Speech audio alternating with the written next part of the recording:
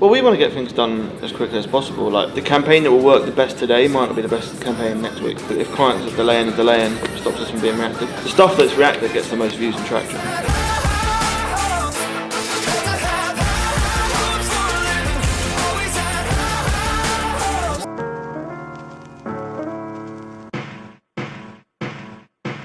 Sophie, what is the biggest change in proposals from when you started to now? The fact that we even have a proposals team. So many other agencies just have their account managers running the accounts and also responding to briefs, and they're going back with how they're going to run the campaign. And realistically, how can they be sending back great comprehensive strategies? How are they juggling all of that? Maybe they're really good jugglers. A big thing that we do is mocking up exactly what the campaign's going to look like. So we can talk about the fact that we're going to have 700 posts going out on Instagram, but what do those posts look like? Something you'll find when you brief out to platforms is that the content always looks the same because you're briefing hundreds of different types of people with one brief, whereas we always create bespoke briefs for our influencers because we understand that their end product it always needs to be different. Everyone in this building understands social, but it is literally in our jobs to know what's happening every day. If there's a new platform release or an update, we need to know about it so that we can work it into our strategy. So it gives us the luxury of being able to do that extra research and experiment with features and try out new stuff, come up with creative ideas.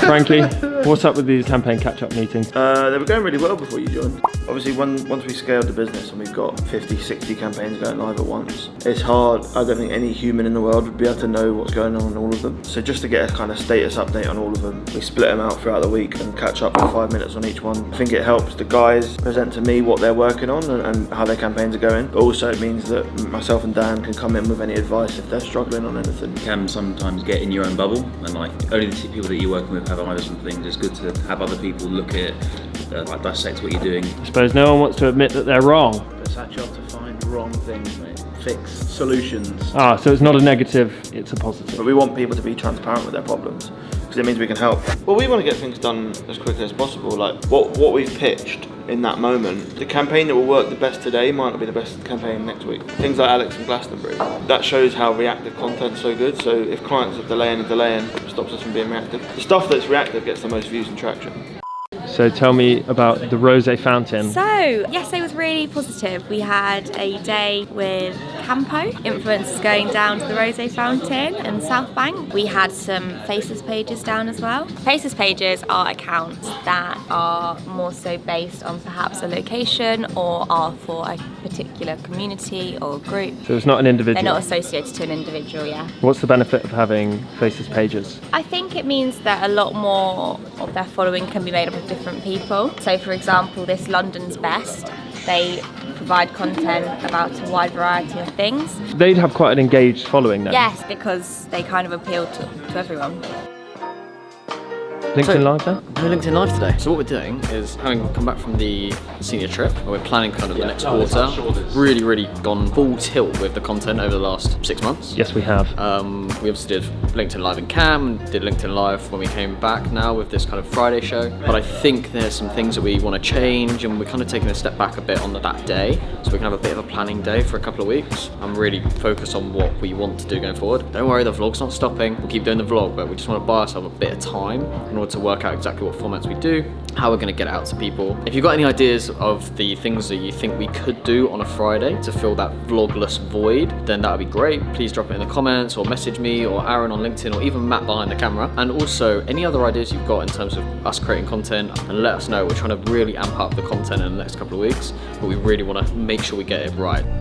What's the situation with Will Marsh on the phone? Rare occurrence, but sometimes influencers call me and go, I've got an idea. Really? I want to take it to a brand. Have you got any brands in mind? And this one is a fantastic one. And last time I got a call with an idea and saying, can you find me a brand? It was Alex from Gloucester. And we all remember that.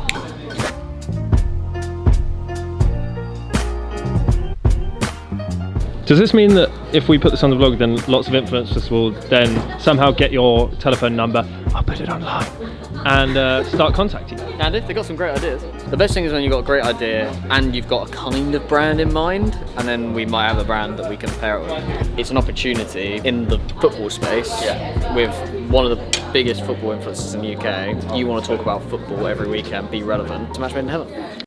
At Heathrow on Sunday morning, it's 8:30 a.m. heading to New York to go and see my good friend Nick Cook. I'm tired, I'm expected to be even more tired by the end of next week, but should be some really, really good vlog content over the next couple of days from a bit of an American special.